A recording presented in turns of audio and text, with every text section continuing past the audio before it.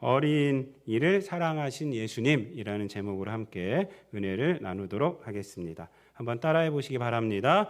어린이를 사랑하신 예수님. 오늘 본문 말씀은 우리가 잘 알고 있는 말씀 중에 하나고요. 또 그렇게 설명이 필요가 없는 말씀입니다. 오늘 본문이 우리에게 주는 것은 예수님이 어린이를 사랑하셨다. 이거예요. 사랑하셨다. 오늘 본문을 잠깐 말씀을 드리자면 예수님이 이제 가시는 곳마다 사람들이 예수님께 오기를 원했어요. 이 기도받기를 원하고 또 안수받기를 원했습니다. 그리고 사랑하는 자녀들을 또 안수해 주기를 원했어요. 그래서 자녀들을 데리고 왔어요. 그런데 제자들은 어린 아이들이 오니까 복잡해지잖아요. 우리 아이들과 같이 예배드리는 게 얼마나 복잡해요. 그렇죠? 그러니까 아이들을 내쫓아 버리는 거예요. 막 꾸짖었어요. 어른들 보러 왜 우리 예수님을 이렇게 고달프게 하느냐. 그러니까 예수님이 제자들을 향해서 왜 그러냐 너희들. 어린 아이들을 용납하고 내게 오는 것을 금하지 말라. 그러면서 천국이 이런 사람의 것이다. 어린아이와 같은 사람의 것이다 라고 이렇게 말씀을 하십니다. 당시의 어린아이들은 좀 여자들과 더불어서 그 남자에 비해서는 좀 열등한 존재로 이렇게 생각이 됐습니다. 그런 존재로 생각을 했어요. 왜? 아이들은 돌봐줘야 되고 힘이 없고 그러잖아요. 그래서 제자들이 이렇게 내쫓는 거예요. 내쫓는 거. 근데 예수님은 그렇게 생각하지 않았다라는 것입니다. 여기서 예수님과 제자들의 차이점이 있습니다. 제자들은 아이들을 유용성으로 판단하고 보는 거예요. 오면 귀찮다. 이런 식으로 번거로운 존재다. 이렇게 보지만 예수님은 어떻게 보냐면 그 존재로서 보는 거예요. 그 존재로서 귀하다. 존재로서 귀하다라고 이렇게 보는 것입니다. 이것이 오늘 본문에 주는 메시지입니다. 여러분, 올해가 이번 달이 이제 가정의 달 아닙니까? 가정하고요, 회사하고의 가장 큰 차이점이 뭘까요? 여러 가지 차이점들이 있지만요, 관계성에서 가장 큰 차이점은 뭐냐면 바로 상대방을 바라보는 시각의 차이입니다. 회사는 사람을 철저하게 유용성으로 봅니다. 쓸모 있는 존재, 쓸모없는 존재 이렇게 보는 거예요. 근데 그건 어쩔 수가 없어요. 회사는 이윤을 창출하기 때문에 그렇습니다. 그것이 회사의 목적이기 때문에 그렇습니다. 이윤이 창출되지 않고는 회사를 움직일 수가 없어요. 그래서 철저하게 유용성으로 봐요. 쓸모 있는 존재, 쓸모없는 존재. 그래서 우리 IMF 이후로 우리들의 사회에 유행됐던 말들이 있잖아요. 요즘은 이것도 구닥다리 말이더라고요. 사오정. 사오정이 뭐예요? 누구? 사오정이 뭐예요? 그렇죠. 네. 45세 정년, 사오정이에요. 5,6도는 뭐예요? 5,6도. 이거 IMF 이후로 유행했던 단어예요. 지금은 없어요. 지금은 잘 안 쓰고 이제 이런 단어 잘 안 쓰더라고요. 5,6도가 뭐예요? 그렇지. 우리 안건사 왜 이렇게 잘하죠? 56세에도 회사를 다니면 도둑놈이에요. 5,6도. 이게 5,6도예요. 5,6도. IMF 이후에 그런 말들이 유행했어요. 철저하게 유용성으로 바라보는 거예요. 그리고 자기 자신들도 그런 걸 인정을 해요. 사실은. 사회가 그렇게 되어 있습니다. 그러나 가정은 그렇지 않죠. 가정은 유용성으로 보지 않습니다. 그냥 존재됨으로 인정을 해주는 것이 가정이죠. 가정이에요. 가정에서 4,5정, 5,6도가 있습니까? 그거 없어요. 그런 말 쓰지 않아요. 그럼 부모는 자식을 볼 때 존재로 기뻐하지 수단으로 기뻐하지 않죠. 여러분, 수단으로 기뻐하면 자녀를 키울 수 있을까요? 못 키워요, 여러분. 언제나 존재로 이쁜 거예요. 뒤집기 한번 하면은요. 애가 태어났을 때 뒤집기 한번 하면 어때요? 온 난리가 나고요. 카톡에 보내고요. 우리 아이가 뒤집기 했다고 난리가 납니다. 뒤집기가 뭐라고 그거예요.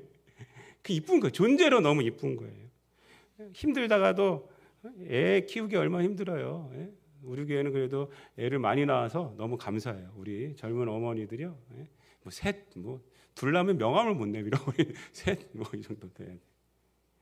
그 애기 기저귀 갈아주고 하는 게 얼마나 힘들어요. 근데 한 번 웃어주면은 모든 시름이 다 잊어버려요. 아기가 한 번 웃어주면요. 그러니까 왜 그래요? 유용성으로는 상상할 수 없어요. 그냥 존재로 예쁜 거예요. 애들 학교 다닐 때 엄마가 얼마나 도시락을 예쁘게 싸줍니까? 우리 때는 도시락 2개 싸갖고 다녔어요. 막 우리 어머니 막 그 위에다가 그 계란 후라이에서도 해주고, 체육 시간 갔다 오면 누가 뺏어 먹었어. 그랬더니 아래다 집어넣어주고. 체육 시간 하고 오면은 애들이 막 남의 도시락 까먹잖아요. 우리 때는 지금 같으면 신고하는데 그때는 막 그래서 안에다 했더니 뒤집어서 먹어. 그래서 어떻게 가운데다 넣어줘. 그 다음에는 밥 넣고 가운데다 넣고 이렇게. 그리고 나서 밥값 달라는 부모님 없어요. 그렇죠? 너 밥값 내놔 이렇게 한 달에 한 번씩 계산하자 이렇게 하는 사람 이런 부모 없어요. 공부 열심히 하라고 다 이렇게 뒷바라지 해줍니다. 왜 그래요, 여러분? 그냥 존재로서 귀하니까 그래요. 이게 가정이에요. 부부 사이도 마찬가지입니다. 서로 존재로 형성된 거예요. 그게 부부예요, 부부. 아담과 하와가 최초의 부부잖아요. 하와가 아담의 곁에 왔을 때 아담이 뭐라고 그랬어요? 아담이 내 뼈 중에 뼈요, 살 중에 살이다 그랬어요. 뭐 하와가 무슨 혼수를 이만큼 갖고 왔어요? 아니에요. 무슨 롤스로이스를 갖고 왔어요? 아니에요. 그냥 벌거벗은 채로 왔어요. 벌거벗은 아무것도 안 갖고 왔어요. 그런데도 내 뼈 중에 뼈요, 살 중에 살이다 이렇게. 그러니까 아담이 말해요. 그게 무슨 말이에요? 너는 나다 이게 나다. 그 1인칭인 거예요. 1인칭 이게. 그게 부부예요, 부부. 그러니까 여러분 결혼할 때 뭐 이것저것 따지고 결혼 잘 안 하잖아요. 사랑하니까 하는 거죠. 살면서 이상하게 되는데 여러분. 근데 죄가 들어오니까 사단이 죄로 인해서 부부 사이를 깨트립니다. 깨트려요. 중요한 게 뭔지 아세요? 아담과 하와가 관계가 깨지는데 하나님께서 누가 그랬냐라고 추궁할 때 아담이 뭐라고 그러냐면요. 3장 12절 말씀에 보면은 하나님이 주셔서 나와 함께 하신 여자 그가 그 나무 열매를 내게 주므로 내가 먹었나이다. 이렇게 말을 해요. 호칭이 달라져요. 하와에 대해서 뭐라고 그러냐면요. 하나님이 나와 함께 하신 여자 그가. 이 그가라는 것은요. 그 여자 3인칭이 됐다는 거예요. 처음에 1인칭이었어요. 1인칭.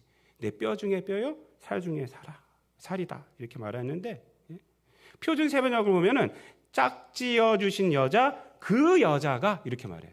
하나님이 짝지어 주신 여자 그 여자가 나에게 이걸 줘서 내가 먹었습니다. 이게 무슨 얘기인지 아세요?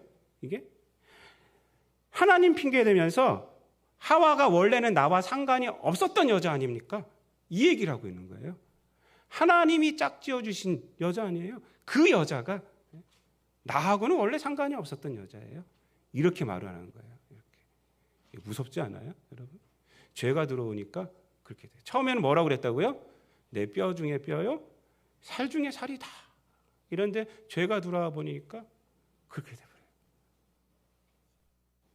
여러분, 나와 원래 상관이 없던 여자예요. 그 여자는 하나님하고나 상관이 있었지. 뭐 이렇게 말하는. 이게 죄가 들어서 깨트리는 것입니다. 죄는요, 사람을 존재로서의 가치가 아니라 자기에 대한 철저하게 유용성으로 보는 거예요. 유용성으로. 속된 말로 늘 계산기를 두들기면서 사람을 보는 거예요. 그게 가정에서도 그렇게 돼버렸어요. 오늘날 죄는 가정에서 파고들어서 부부관계를 유용성으로 보게 돼요. 어떤 제가 월간지를 교회에서 보고 있는데 핵가족 시대가 되면서 이것이 더 가속화되었다 그러더라고요. 핵가족 시대가 되면서 옛날에는 이제 대가족이라서 다 이렇게 살았는데 이제 핵가족이 되고요. 또 요즘은 또 부부만 있잖아요. 또 애들도 안 낳고 이러면서 더 유용성으로 보는 거예요. 콩깍지가 떨어지면요 이제 필요 없게 되는 거예요. 이제 이렇게 돼버리는 거예요. 부모 자식 관계에도 그렇습니다. 교육을 보면요. 옛날에는 부모의 존재적 가치를 실현하려고 했어요. 그런데 요즘은 자녀를 철저하게 사회적 유용성의 가치에 의해서 교육을 시키려고 해요. 그 부모됨을 어떻게 나타내냐면요. 그래서 사회 기관에 보내는 것으로 부모됨을 다했다라고 생각을 하게 한다는 거예요. 그래서 뭐 학원에 보내고 뭐 어디 보내고. 중심이 뭐냐면 이 사회에서 성공하는 거기 때문에. 그것이 가장 좋은 부모가 된 것이지 현대 사회입니다. 이게 사단이 다 만들어 놓은 거예요. 그 가운데서. 그리고 그 가운데서 라이딩하고 뭐 애들 데리고 뭐 데려다 주고 뭐 이런 거 아니에요. 인생을 다 낭비하고 있어요. 그 가운데 부모 자식 간에 사랑의 관계가 없어요. 사랑의 관계가. 여러분, 부모됨은요, 자녀에게 부모됨은 사랑을 듬뿍 주는 거예요. 그럴 시간이 없어졌어요, 근데. 그냥 어디 데려들고 공부하고 오면은 뭐, 그냥 이런 거 해주냐고. 또 부모님들은 그렇게 해줘야 되니까 경제적인 게 필요하잖아요. 쩐이 필요하잖아요, 쩐이. 그래서 나가서 일하고. 이러다가 서로 피곤해지고 가정이 다 이렇게 깨져버리는 거예요. 여러분, 아이들이요, 사랑을 많이 받고 자라나야 돼요. 사랑을 듬뿍 받고 자라나야 돼요.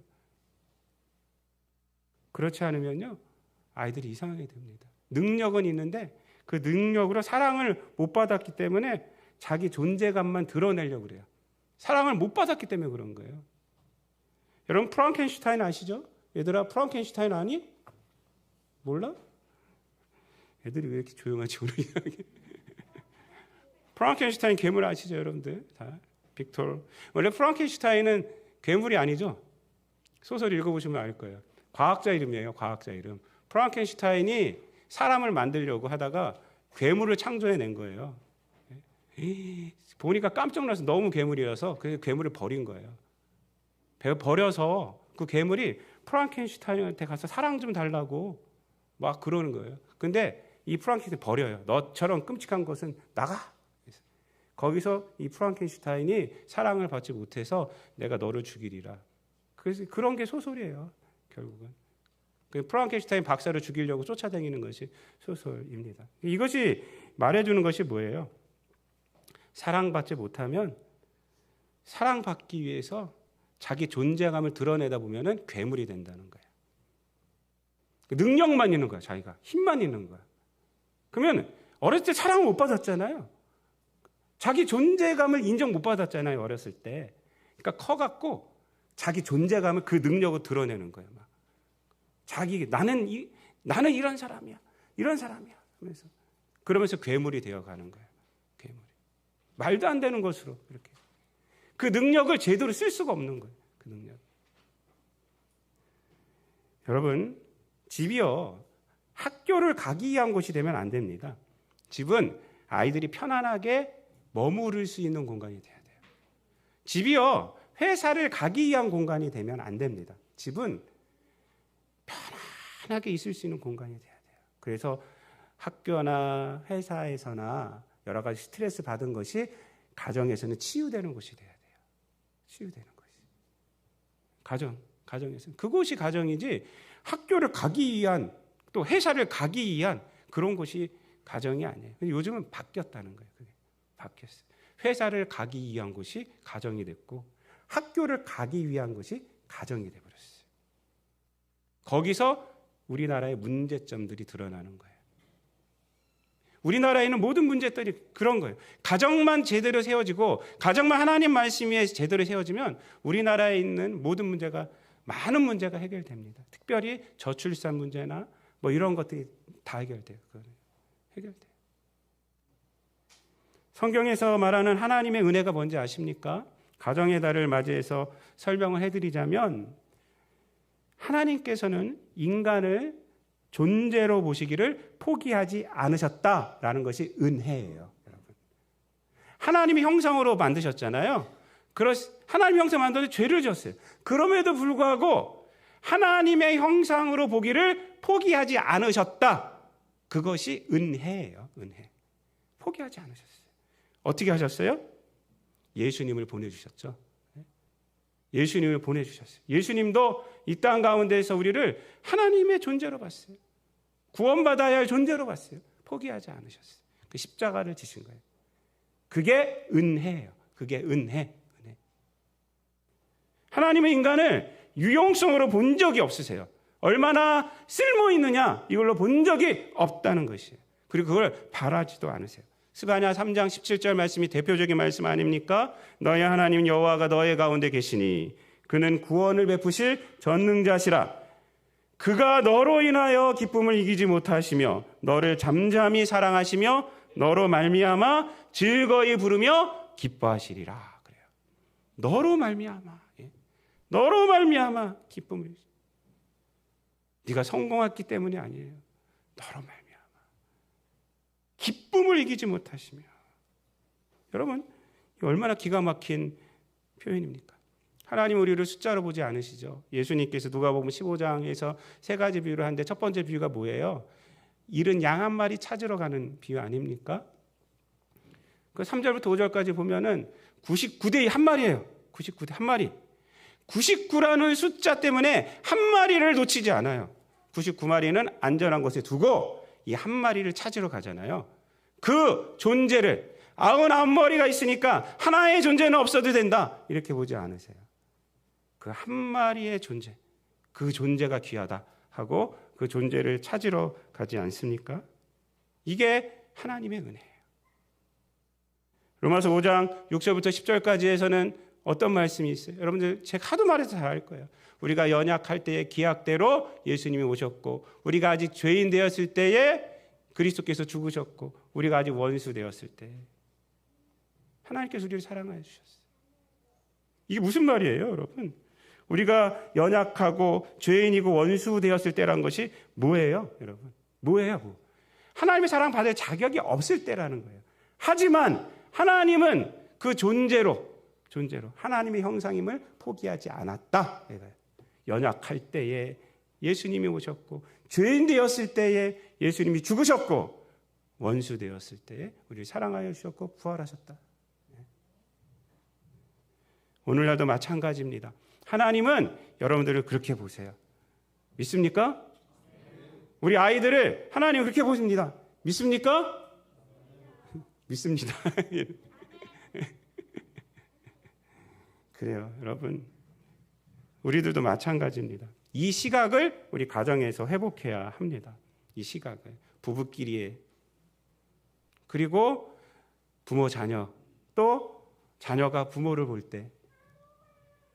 여러분, 고린도전서 8장에 보면은 우상에 바쳐진 고기를 먹느냐 마느냐 하는 문제가 있었잖아요.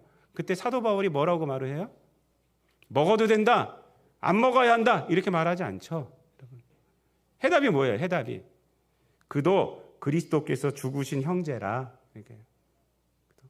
뭐냐면 그 믿음이 연약한 자를 말하고 있어요. 그러면서 하는 말이 이래요. 만일 음식이 내 형제를 실족하게 한다면 나는 영원히 고기를 먹지 아니하여 내 형제를 실족하지 않게 하리라. 이렇게. 이 말이 뭐예요? 만약 내가 먹는 것 때문에 믿음이 연약한 자가 실족하게 돼, 시험에 들어, 그러면은 나는 안 먹겠다 이거예요. 안 먹겠다. 이게 방침이에요. 내가 안 먹는 것 때문에 실족한다 그러면 어떻게 해요? 먹겠다 이 말이죠. 중심적인 게 뭐예요? 그도 그리스도께서 죽으신 형제라. 이렇게. 이 눈으로 보라는 거예요. 이 눈으로. 사람들 시험 들게 하지 말고 먹고 안 먹고가 뭐가 중요하냐 이 말이에요. 사람들 시험 들게 하지 마라. 그게 믿음이 강한 자다. 먹을 수 있는 것이 믿음이 강한 자가 아니라 내가 내 주장을 내려놓을 수 있는 것. 그래서 예수 그리스도의 시각으로 그 형제를 바라본 것. 그도 예수님께서 죽으신 형제다. 이거예요. 그를 위해서 예수님이 죽으셨다 이 말입니다. 이거 놀라운 거예요. 사도 바울이 어떤 사람이었어요? 스데반이 죽었을 때 스데반의 죽음을 당연하게 여겼던 자가 사도 바울이잖아요. 스데반이 죽었을 때 그 발 앞에다가 시신을 갖다 놨어요. 사람들이. 사도 바울, 그때 사울이었죠. 당연하게 여겼어요. 그게 무슨 얘기예요? 신앙이 맞지 않기 때문에 이 스데반은 세상에서 쓸모없는 자다. 죽어도 싸다 말이에요. 죽어도 싸다. 이렇게 봤던 자예요. 그래서 다메섹에 예수 믿는 자들 다 잡아서 죽이려고 내려가는 도중에 누굴 만난 거예요? 예수님 만난 거잖아요. 예수님 만나고 나서 시각이 바뀐 거예요. 사람 보는 시각이 바뀐 거예요. 옛날에는 신앙이 맞지 않으면 죽어도 싸다 이랬는데 지금은 아니에요. 지금은 뭐라고요? 그도 예수님께서 그를 위해서 죽으셨다. 귀중한 자다. 존귀한 자다. 말이에요. 존귀한 자다. 여러분, 오늘날 우리가 회복해야 할 것은 하나님의 은혜로 우리가 하나님의 형상임을 사람들을 보는 것이에요. 보는 것이에요. 그도 예수께서 죽으신 자다. 이것을 늘 우리가 알아야 합니다. 우리가 가정에서부터 회복이 돼야 합니다. 부부 간의 회복이 돼야 됩니다. 부모 자식 간의 회복이 되어야 합니다. 여러분, 제가 월상 예배 때 말씀드렸어요. 월상 예배 때 5월 첫째 날 월상 예배 때 이런 얘기를 했어요. 성공은 사회에서 이루어지는 것이 아니라 가정에서 이루어지는 겁니다. 여러분, 우리 교인들은요, 이걸 꼭 가슴에 새기셔야 돼요. 성공은 사회에서 이루어지는 것이 아니에요. 사회에서 어디 높은 자리에 나갔다고 그것이 성공이 아니에요. 가정에서 이루어지는 거예요. 가정에서 좋은 부모가 되고 좋은 자식이 되고 좋은 부부가 되고, 이게 성공이에요. 사회에서 아무리 높은 위에 올라오고 아무리 돈을 많이 벌고 권력이 있을지라도 가정에서 실패하면 그 실패한 거예요. 그걸 회복해야 돼요. 그걸 회복해야 돼요. 성공은 가정에서 되는 거지 사회에서 되는 것이 아니에요. 예수님은 여러분을 99대 1로 보지 아니하시고 귀중한 한 명으로 봤어요. 여러분들도 배우자를 그리고 자녀들을 그렇게 보셔야 합니다.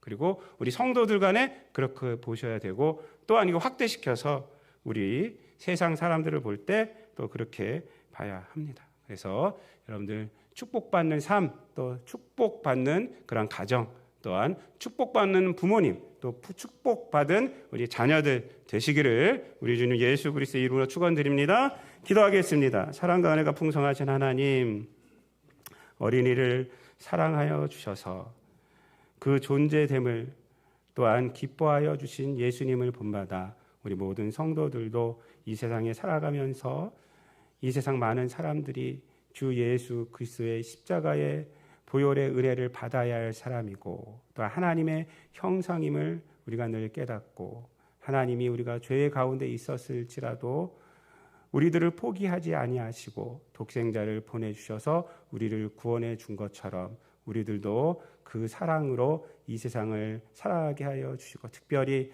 가정에서 배우자를 그렇게 보고, 가정에서 또한 자녀들을 그렇게 보고, 또한 가정에서 부모님을 하나님의 시각으로 보는 우리 성도들 되게 하여 주셔서 성도들의 가정이 회복되어지게 하시고, 주의 은혜가 넘치고 성령의 능력과 또한 성령께 주시는 기쁨이 넘쳐나는 그런 가정이 되게 하여 주옵소서. 감사드리며 예수님의 이름으로 기도드리옵나이다.